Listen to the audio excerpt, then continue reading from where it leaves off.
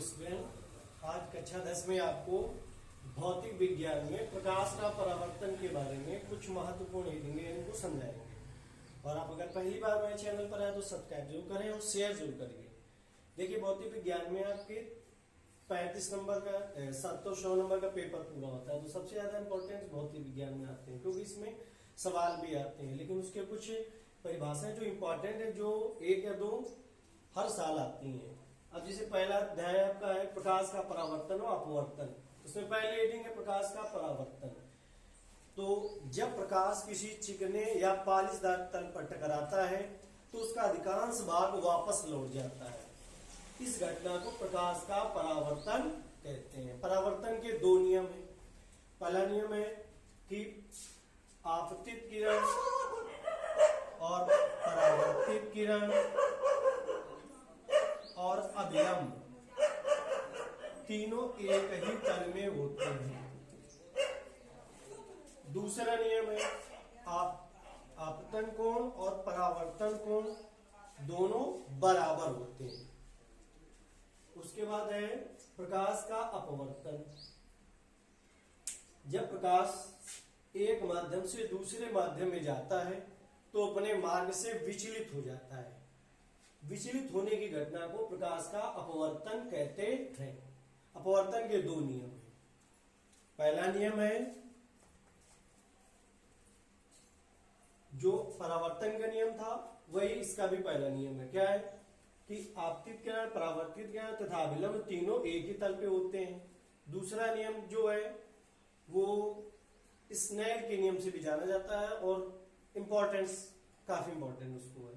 तो अपवर्तन का दूसरा नियम क्या है कि अब स्नेल का नियम कहे या अपवर्तन का नियम कहे, दोनों में एक ही समानता है, केवल उसको ध्यान से समझना है। तो दूसरा नियम क्या है, यदि आपतन कोण किन्हीं 2 माध्यमों के लिए आपतन कोण की ज्या तथा परावर्तन कोण की ज्या का अनुपात एक नियतांक होता है। इसको लिख देते हैं साइन आई बटे साइन आर बराबर नियतांक। ये स्नेल का नियम और अपवर्तन का दूसरा नियम है। उसके बाद है गोलीय दर्पण। ये क्या होता है गोलीय दर्पण? ये किसी गोले के खोखले गोले के कटे भाग होते हैं, जिसे गोलीय दर्पण कहते हैं। गोलीय दर्पण 2 प्रकार के होते हैं, अवतल दर्पण, दूसरा उत्तल दर्पण। अवतल दर्पण में क्या होता है, इसमें जो उभरे हुए तल पर पालिश लगी होती है और परावर्तन दबे हुए तल से होता है।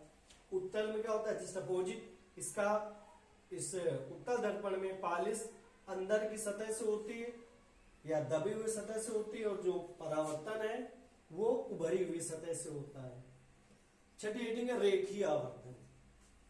रेखीय आवर्तन होती है किसी वस्तु के प्रतिबिंब की लंबाई और वस्तु की लंबाई के अनुपात को रेखीय आवर्धन कहते हैं। इसमें प्रतिबिंब की लंबाई बटे वस्तु की लंबाई दर्पण में ऋणात्मक होता है और लेंस में धनात्मक हो जाता है। फिर है लेंस की क्षमता। लेंस की क्षमता उसकी फोकस दूरी के व्युत्क्रम के बराबर होती है। P बराबर 1/f मीटर में लिखेंगे या 100/f सेंटीमीटर में लिखेंगे। अब इसके जितनी मेन इंपॉर्टेंट परिभाषा लगभग समझा दी। अब इसके बाद इसके सवाल बताएंगे आपको। इनको अच्छे से तैयार कर लो और जितना हो सके इसको शेयर जरूर करें। ओके।